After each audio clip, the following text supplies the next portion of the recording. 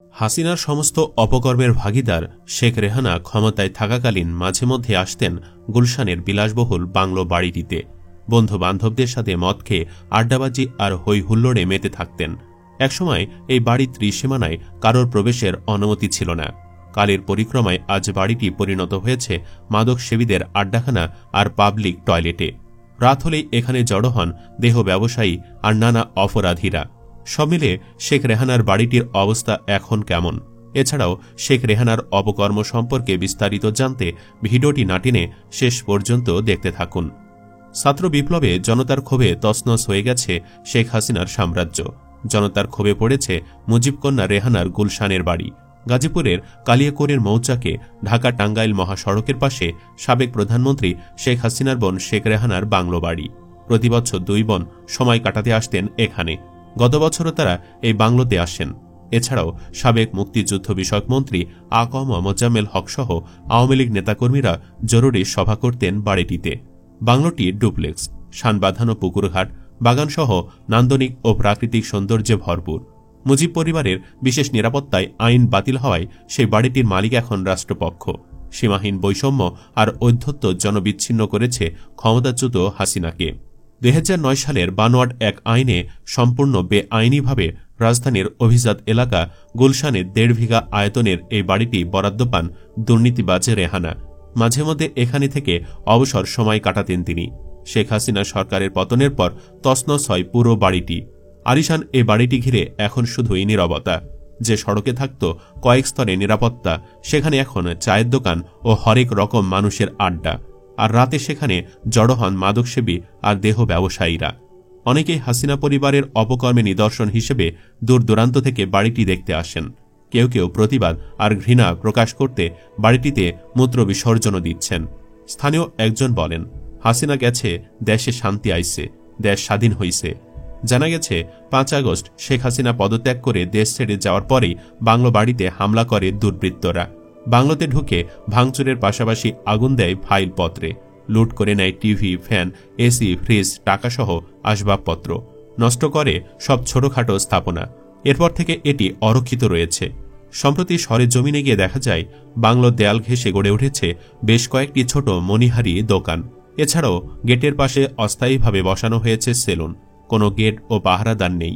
ভেতরে প্রবেশ করতে দেখা যায় নারিকেল গাছ থেকে কয়েকজন কিশোর ডাব পেড়ে নিয়ে যাচ্ছে। আরেকটু সামনে বিশাল বাংলো বাড়িটি দেখা মিলল। বাংলোটি সম্পূর্ণ পোড়া, দরজা জানালা সহ কোনো আসবাবপত্র নেই। ভেতর থেকে ভেসে আসছে প্রস্রাবের তীব্র ঝাঁঝালো গন্ধ। প্রতিটি কক্ষে পোড়া চিহ্ন। নিচতলায় কয়েকজন কিশোর মোবাইলে গেমস খেলছে। দোতলায় কয়েকজন দাঁড়িয়ে ছবি তুলছেন। ছাদে গিয়ে দেখা যায় কয়েকজন তরুণ খাবার রান্না করছেন। তারা বলেন, আমরা ক্রিকেট ম্যাচ খেলতে এসেছি, খেলোয়াড়রা খেলছে, কয়েকজন রান্না করছি, খেলা শেষে খাওয়া হবে। বাড়িটির সামনে বিশাল আকৃতির শান বাঁধানো পুকুর। কয়েকজন পুকুরে নেমে সাঁতার কাটছেন। পুকুরের পশ্চিম পাশে মাঠে যুবকরা ক্রিকেট খেলছেন। পূর্ব পাশে দলে দলে ভাগ হয়ে খেলছেন ফুটবল। ফুটবল খেলতে আসা তরুণ সাইফুল ইসলাম বলেন, আমাদের এখানে কারখানায় ঘেরা ও তেমন কোনো মাঠ নেই। এখানে অনেক জায়গা এবং সুন্দর, এজন্য এখানে খেলতে আসি। অনেকে আসে, কেউ খেলাধুলা করে, কেউ আড্ডা দেয়। এলাকাবাসী জানান, বাংলো বাড়িটিতে শেখ রেহানা, শেখ হাসিনা সহ ক্ষমতাচ্যুত আওয়ামী লীগের বড় বড় নেতাকর্মীরা আসতেন।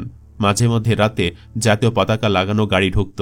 তখন বাংলোর চারপাশে আইনশৃঙ্খলা বাহিনীর কঠোর নজরদারি থাকত। কখনো ভোরেই গাড়িগুলো চলে যেত, কখনো 2-1 দিন থাকতেন তারা। সাধারণ মানুষের প্রবেশাধিকার ছিল না। মৌচাক এলাকার বাসিন্দা আতিকুল ইসলাম বলেন, দূর দূরান্ত থেকেও অনেক মানুষ এখন বাড়িটি দেখতে আসেন। সন্ধ্যায় স্থানীয় আরেকজনের সাথে কথা হয়। তিনি বলেন, সন্ধ্যা হলেই এখানে অনেকের আগমন ঘটবে। তারা বেশিরভাগই মাদক সেবন করতে আসেন। রাত যত গভীর হয়, বাড়িটি ঘিরে অপরাধীদের তৎপরতা ততই বাড়তে থাকে। এর আগে 2001 সালে জাতির পিতার পরিবার ও সদস্যদের নিরাপত্তায় 2001 পাশ করে গণভবনের মালিকানা পান শেখ হাসিনা। পরে তা বাতিল করে বিএনপি সরকার। পরে সরকার প্রধান হয়ে ফের গণভবনে ওঠেন শেখ হাসিনা। কিন্তু জুলাই গণবিপ্লবে 5 আগস্ট জনরোষে গণভবন ছাড়েন শেখ হাসিনা। ক্ষমতাসীনদের দখলদারিত্বের এমন আচরণকে বৈষম্যমূলক আখ্যা দিয়েছেন দুর্নীতিবিরোধী সংগঠক ট্রান্সপারেন্সি ইন্টারন্যাশনাল বাংলাদেশ টিআইবির নির্বাহী পরিচালক ড ইফতেখারুজ্জামান। তিনি বলেন, ক্ষমতার অপব্যবহার যখন শুরু হয় তখন এটি মাদকীয় আকর্ষণের মতো মনে হয়। যখন এমনটি শুরু হয় তখন বিভিন্ন রকম আইনি ধারা উপধারা সৃষ্টি করা হয়। আইনজীবী ব্যারিস্টার জ্যোতির্ময় বড়ুয়া বলেন যে আইনে এ বাড়ি নিরাপত্তা ব্যবস্থা করা হয় তা অসাংবিধানিক। নারী ও পিছিয়ে পড়া জনগোষ্ঠীর জন্য অ্যাফারমেটিভ অ্যাকশনের সুযোগ সংবিধানে আছে। বঙ্গবন্ধুর পরিবারের সদস্যরা তো না, পিছিয়ে পড়া জনগোষ্ঠী না, কেবলমাত্র নারী ক্যাটাগরিতে দেওয়া যাবে। এই সুবিধাগুলো দেওয়ার ক্ষেত্রে সাংবিধানিক বৈধতা ছিল না। আগামীতে এমন ঘটনার পুনরাবৃত্তি ঠেকাতে রাজনৈতিক দলগুলোর শুভবুদ্ধির প্রত্যাশা এই আইনজীবীর। এর আগে বঙ্গবন্ধু কন্যা শেখ রেহানাকে প্রতীকী মূল্যে গুলশানের 1.5 বিঘা আয়তনের এই বাড়ি দেয় গৃহায়ন ও গণপূর্ত মন্ত্রণালয়। সে সময় পরিত্যক্ত বাড়ি হিসেবে তালিকাভুক্ত গুলশানের 84 নম্বর সড়কের NEL 2 এর 10 নম্বরের বাড়িটির প্রতীকী আর তামাশামাত্র মূল্য ধরা হয় 1001 টাকা। উল্লেখ্য, শেখ হাসিনা, শেখ রেহানা, সজীব ওয়াজেদ জয় ও টিউলিপ সিদ্দিক সহ তাদের পুরো পরিবারের বিরুদ্ধে বিভিন্ন প্রকল্প থেকে মোট 80,000 কোটি টাকা দুর্নীতির অভিযোগ অনুসন্ধান শুরু করেছে দুর্নীতি দমন কমিশন দুদক। রূপপুর পারমাণবিক বিদ্যুৎ প্রকল্প, বিশেষ আশ্রয়ণ প্রকল্প, বাংলাদেশ অর্থনৈতিক অঞ্চল বেজা, বাংলাদেশে রপ্তানি প্রক্রিয়াজাত এলাকাসহ 9টি প্রকল্পে এসব দুর্নীতি হয়েছে। এসব দুর্নীতির বড় একটা অংশের ভাগদার হাসিনার বোন রেহানা আর তার মেয়ে টিউলিপ সিদ্দিক। অনেকেই মনে করতে পারে রেহানা বোধহয় হাসিনার মতো দুর্নীতি পরায়ণ না, কিন্তু বাস্তবতা বলছে কিছু কিছু ক্ষেত্রে রেহানা এতটাই হিংস্র ছিলেন যে তার অপকর্ম ছাপিয়ে গেছে হাসিনাকেও। বর্তমান বাংলাদেশের ব্যাংকিং সেক্টর পুরোপুরি ভেঙে পড়েছে। দেউলিয়ার পথে রাষ্ট্র মালিকানাধীন ব্যাংকগুলো, আর রাষ্ট্রায়ত্ত এসব ব্যাংকগুলোর অদৃশ্য নিয়ন্ত্রক ছিলেন শেখ রেহানা।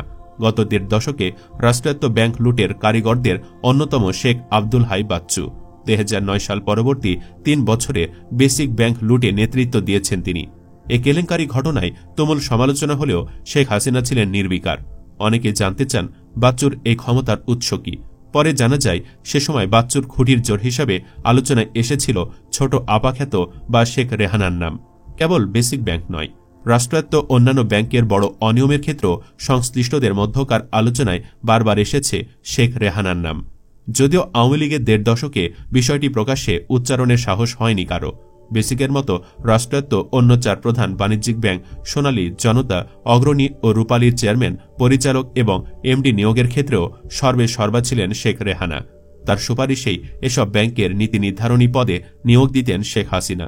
কিছু ক্ষেত্রে ডিএমডি বা জিএম পদে পদোন্নতি পেতেও শেখ রেহানার আশীর্বাদের প্রয়োজন হতো বলে জানিয়েছেন সংশ্লিষ্টরা। তারা বলছেন শেখ রেহানার পক্ষে রাষ্ট্রায়ত্ত ব্যাংকগুলোয় সংগঠিত অনিয়মগুলো ঘটেছে মূলত সালমান এফ রহমান ও চৌধুরী নাফিস শরাফতের তদারকিতে। ব্যাংকের চেয়ারম্যান ও এমডি হতে এ 2 ব্যক্তির কাছে লবিং করতেন প্রার্থীরা। কোনো কোনো ক্ষেত্রে একজনের সুপারিশেই পদ পাওয়া যেত, আবার কোনো কোনো ক্ষেত্রে তাদের দুজনেরই সম্মিলিত সম্মতির প্রয়োজন হতো। চূড়ান্ত প্রার্থীর নাম তারা শেখ রেহানার কাছে পাঠাতেন। শেখ রেহানার সুপারিশের পরই রাষ্ট্রায়ত্ত ব্যাংকের চেয়ারম্যান এমডি নিয়োগ দিতেন শেখ হাসিনা। বাংলাদেশ ব্যাংকের তথ্য বলছে গত বছরের সেপ্টেম্বরে রাষ্ট্রায়ত্ত সোনালী, জনতা, অগ্রণী, রূপালী ও বেসিক ব্যাংকের খেলাফি ঋণের পরিমাণ ছিল প্রায় 1,25,000 কোটি টাকা। এসব ব্যাংকের বিতরণকৃত ঋণের প্রায় 40% ছিল খেলাফি। আর এসব বেনামি ঋণের অনেক বড় একটি অংশ চলে যেত রেহানার হাত হয়ে লন্ডনে। দর্শক, রেহানার এই বাড়িটি সাক্ষী দেয় হাসিনা পরিবারের দুর্নীতি সম্পর্কে। আপনি কি চান হাসিনার পাশাপাশি যে কোনো মূল্যে যেন শেখ রেহানাকেও যেন দেশে ফিরিয়ে ফাঁসি কার্যকর করা হোক? কমেন্ট বক্সে জানিয়ে দিন আপনার মতামত। আর ভিডিওটি ভালো লাগলে লাইক দিন এবং শেয়ার করুন। আর অবশ্যই চ্যানেলটি সাবস্ক্রাইব করুন। ধন্যবাদ।